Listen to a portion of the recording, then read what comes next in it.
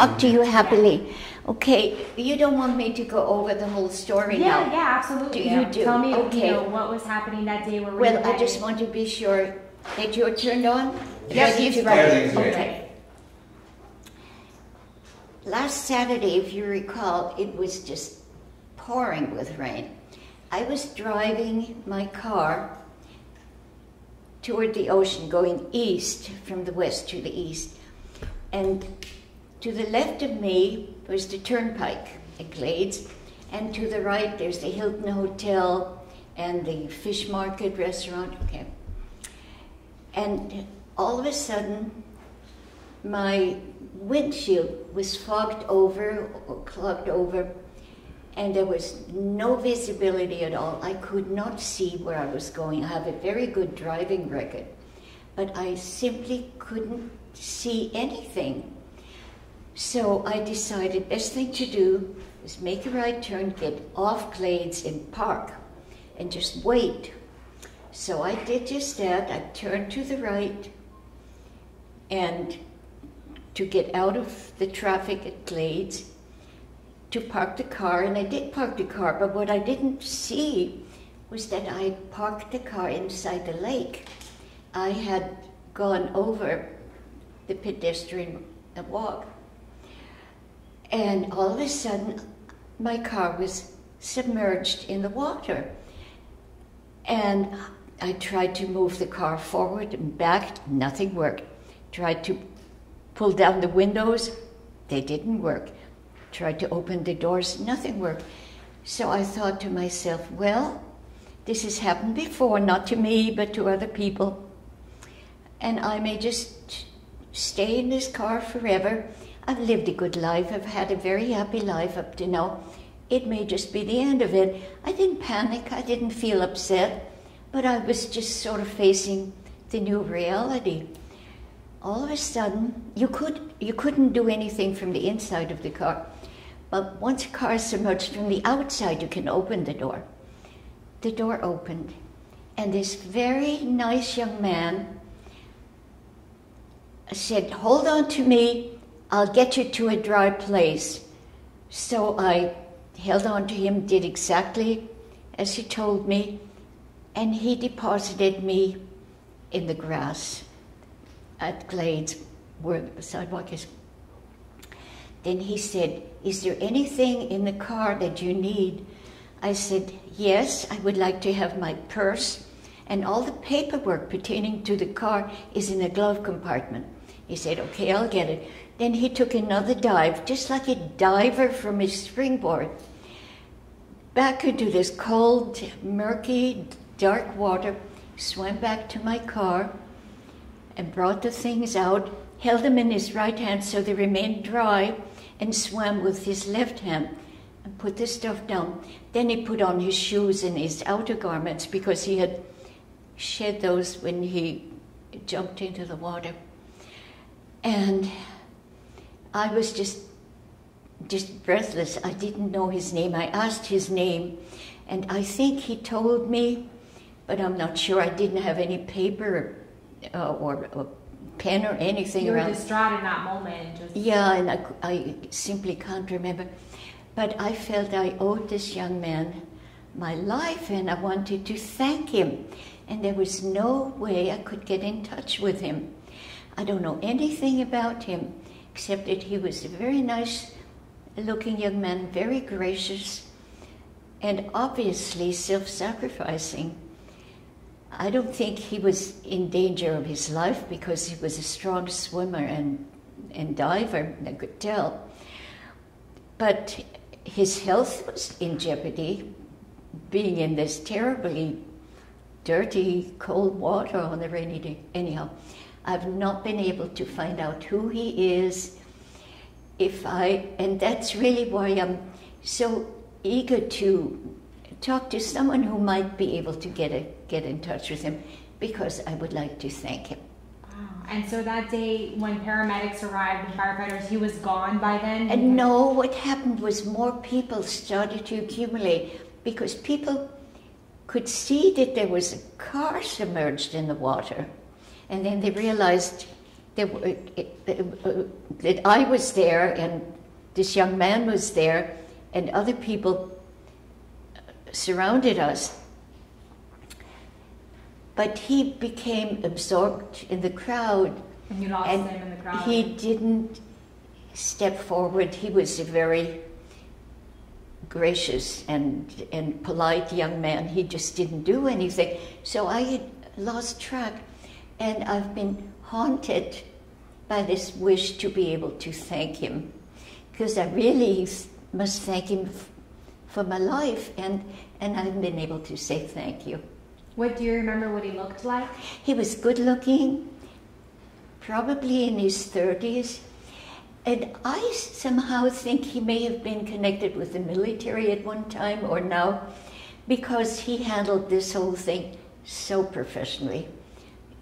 Got rid of his shoes and his clothes, just dove right into the water, knew exactly what to do. He said, "Hold on to me, I'll get you to a dry place." And then he went back again a second time to get my things. And when he brought my things back, they were dry, my purse and my paperwork. He held them all up in the right hand and did all his swimming. He was very cool and calm and collected. Very, very professional about it. That's why I think he might have been connected with some form of service at one time, or even now. I just don't know anything about it. What are the chances that when this happened to you, he happened to be passing by and was the one who come and save you? I mean, how do you feel about that? Do you think it was meant for him to come and help you? I understand your question, and I do believe, I don't know about that, but I know an archangel guided and was looking out for me, and I'm just blessed, and that's what I can speak for. I don't know who was guiding him, but there was an outside force, something bigger than me for sure.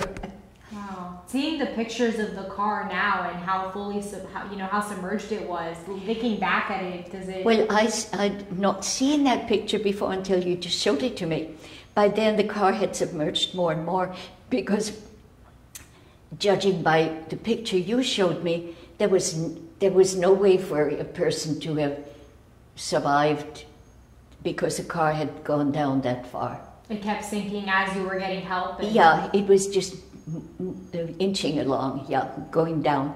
And you drive often? You're very active? I drive every day because I take ballet and yoga classes, and I shop, and I lead a perfectly normal life.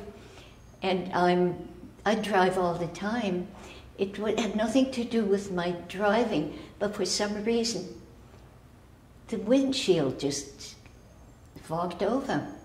With the rain, it was a downpour at the time? Was it raining? Yes, that was true, but I don't know why the windshield got so fogged up. There was no visibility. And you've driven in the rain before. I mean, it's Florida. Oh, I drive all the time in all sorts of weather. The weather simply doesn't faze me at all. No. Amazing. And I'm sorry, you're 94 now, right? Is that your age? 94? Yes, I just had a birthday. Oh, wow. And May 7th, and I didn't realize I had so many friends, but I had 5 parties given for me. That's incredible. And just really grateful. Anything that you learned from this experience that you would share with others? I mean, it just goes to show the kindness of people. There was nothing that I did to help me. I was just, some angel sat on my shoulder and did the whole thing. I didn't do anything. I just sat there. I would have drowned, but somehow this young man appeared. I wish I knew his name. I hope he'll be watching television tonight, or somebody that he lives in this neighborhood, or, whatever. I'll just keep my fingers crossed, because I do want to say thank you. Anything else you'd like to add, Alice? One of the reasons I'm so fit for my age, there's nobody who takes daily classes as I do. I take ballet classes on Tuesday, Wednesday, Thursday, Friday, and yoga classes on Monday and Saturday. Sometimes I skip a day, but not very often. I'm very disciplined, and I show up on time. You can set your clock by me, and I don't fool around. And you enjoy it. This is something that you're passionate about. Yes. Did you start up ballet and yoga since you were younger? When I was a major in college, that was obviously 70 years ago or more, I started ballet, and I was very fortunate at the time. I happened to live in New York, and Danilova, Madame Danilova, who was the first partner of Balanchine in Russia when they were kids, they performed, and they were the favorite partners of the Tsar and Tsarina before the Russian Revolution. And then Danilova and some other people founded the Ballet Russe de Monte Carlo in France during the war. And then after the war, she came to America. And even though she had been a prima ballerina, first in Russia and then in France, she was broke when she arrived. And so she took a job teaching beginners, but only for a very short time. I was fortunate enough. I happened to go to college in New York, and I got my very first ballet classes from probably the most renowned ballerina of the 20th century. After that, she didn't teach beginners, and she did choreography and worked with Balanchine until his death. But I had a very good beginning. And then I didn't do any ballet from the mid-20s until I retired. I worked for airlines in between. And when I retired, I didn't know what to do with myself. And my brother Ted said, "Why don't you go back to something you used to like to do?" I said, "I can't think of anything." He said, "Well, think." I said, "The only thing I used to like to do is ballet." I said, "Obviously, that's a silly thought, because I can't do ballet now. I would have to start all over again. I've forgotten it all." He said, "What do you care? Start all over again." And I did. And ever since then, was close to 30 years ago, I've been doing it. And 25 years ago, I connected with Jane Tyree of the Boca Ballet, and you just met Jane, and she's been my major teacher ever since.